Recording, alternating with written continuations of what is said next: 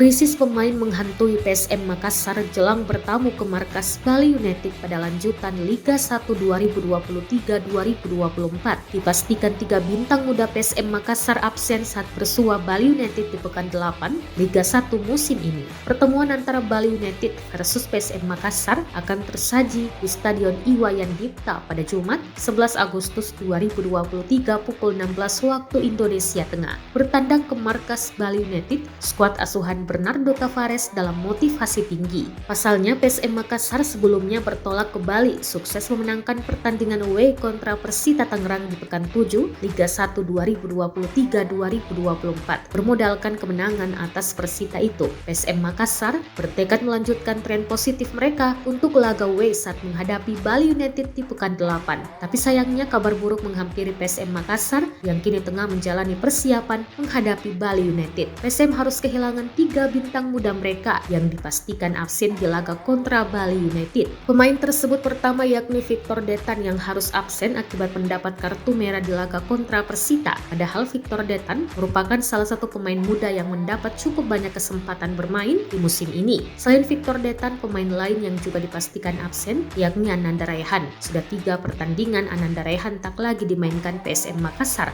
Ini dikarenakan Ananda Raihan sedang menjalani pendidikan kepolisian. Lalu pemain muda terakhir yang juga diprediksi bakal absen yakni Saki Ashraf. Pekan lalu Saki Ashraf bermain sangat baik saat PSM Makassar menekuk Persita Tangerang. Dimainkan pada posisi baru yakni gelandang bertahan, Saki Ashraf menunjukkan kualitas dan kematangan. Hanya saja Bernardo Tavares kembali dilandak pusingan sebab Saki Ashraf bakal absen di laga kontra Bali United. Ini dikarenakan Saki Ashraf masuk dalam 23 nama pemain yang dipanggil perkuat timnas Indonesia U23 untuk turnamen Piala AFF U23 2023.